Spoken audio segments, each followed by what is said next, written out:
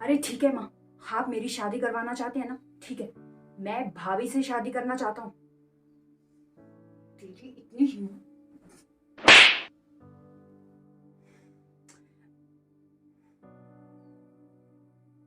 बेटा, ये क्या बोल रहा है तू? तुझे शर्म नहीं आती? तेरी भाभी है वो, सगी भाभी, तेरे तेरे भाई की ब्याता, और तू, छी, शर्म भी नहीं आती। चलो शुक्र है माँ, आपको याद तो आया कि भाभी भाई की ब्याता है। और क्या कहा आपने, शर्म? हाँ, शर्म आती है जब आंटी उन्हें विधवा कहकर बुलाती है, और आप भी भाभी को ताना मारने से नहीं थकती।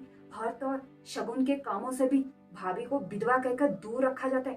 और सबसे ज्यादा शर्म पता है कब आती है? जब आप दोनों भाभी के साथ बुरा बर्ताव करते हैं, जैसे उनका पति नहीं मरा, कोई पाप हो गया उनसे। बेटा, चिल्लाइए मत, आपके चिल्लाने से मेरा इरादा नहीं बदलेगा। पर बेटा, तुझे तो पता है कि विधवाओं के लिए कायदे और कानून बनाए गए हैं, और हमें उन नियमों का पालन करना चाहिए। विधवा कभी भी शगुन के काम नहीं करती। आंटी, आपको याद है जब भाभी की शादी हुई थी, तो आपने उसके सर पर हाथ रखकर क्या कहा था? बहू नहीं, बेटी लेकर आया हूँ। और हाँ, बेटी की तरह रखा भी। पर भाई के जाते ही आपने उन्हें अपशगुनी कहना शुरू कर दिया। सॉरी, पर मेरा इरादा नहीं बदलेगा। मैं भाभी से ही शादी करूंगा।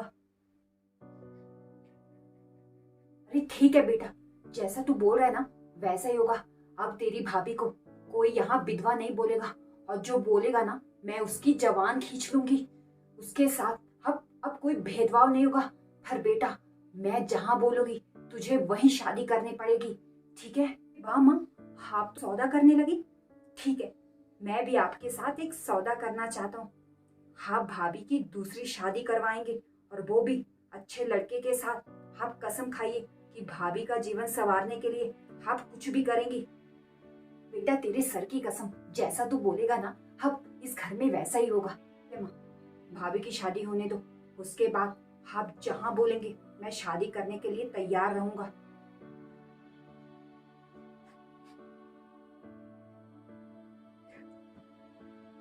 अरे जीजी, देखा आपने, मेरे बेटे ने आज तक इस तरह से कभी मुझसे बात नहीं की, और अब अपनी भाभी से शादी, इसे शर्म भी नहीं आती।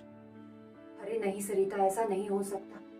बेटे ने तो कभी अपनी भाभी को आंख उठाकर भी नहीं देखा, तो शादी करना बहुत दूर की बात है। बच्चे बड़े हो गए हैं। बेटा सही कह रहा है, जब से बहू की शादी हुई है, हमने उसका तिरस्कार ही किया है। हमसे बहुत बड़ी गलती हो गई है। हमें बहू से माफी मांगनी चाहिए। बहू बेटा, हम दोनों से बहुत बड़ी गलती हो गई।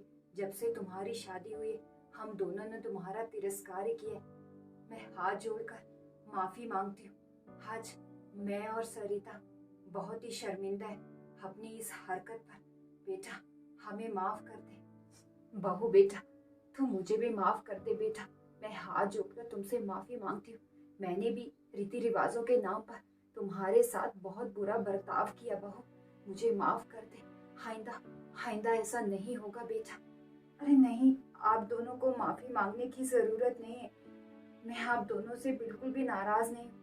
पर मम्मी जी, अगर मैं आपसे कुछ मांगू तो आप मुझे दोगे ना? अरे हाँ बेटा, बोल ना, तुझे क्या चाहिए? आज इतने दिन बाद तू मुझसे कुछ मांग रही है, और मैं तुझे ना दूं? ऐसा नहीं हो सकता। तू जैसा कहेगी ना, वैसा ही होगा। बोल बेटा, तुझे क्या चाहिए? मम्मी जी, मैं दूसरी शादी नहीं करना चाहती। मैं राहुल से प्यार करती हूँ, हम मरते दम तक उन्हीं से प्यार करती रहूंगी। जीजी, आप समझाओ ना। बहू बेटा, ये तू क्या कह रही है? अभी अभी तेरी उम्र ही क्या है? और हम बूढ़े कब तक बैठे रहेंगे? एक ना एक दिन हमें जाना होगा ना। मम्मी जी, मैं इस घर में बहू नहीं, बेटी बनकर रहना चाहती हूँ। ठीक है बेटा, जैसा तुम चाहो। बेटा, तुम आराम कर, मैं तुम्हारे लिए भी चाय लेकर आती हूँ। हाँ जी जी, मैं आपके लिए भी चाय लेकर आती हूँ। हाँ ठीक है। दिलवर जी, भाभी मुझे माफ कर दो, मैंने आपका दिल बहुत दुखाया है। भाभी, जब तक भैया थे आप बहुत खुश रहती थी। भैया के जाने के बाद आप खुश नहीं रहती। और मम्मी और आंटी आपके साथ बहुत बुरा बर्ताव करती थी, पर आप कुछ नहीं कहती थी। मुझसे ये सहा नहीं गया, तो मुझे ये सब करना पड़ा। भाभी, आप तो जानती हैं कि मैं आपको भाभी नहीं, माँ की तरह देखता हूँ, और अगर मेरी माँ पर कोई उंगली उठाए, मैं ये सहन नहीं कर पाऊंगा। भाभी, हो सके तो मुझे माफ कर देना।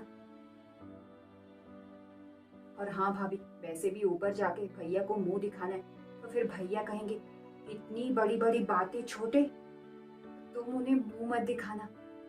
अरे क्यों? अरे, अपना बंदर जैसा मुंह उन्हें दिखा दिया तो वो डर जाएंगे ना। अरे हाँ भाभी, भैया मुझे ना बंदर कहकर बुलाते थे। पर भाभी, आपको कैसे पता? आपके भैया ने बताया था मुझे कि वो आपको बंदर कह के बुलाया करते थे।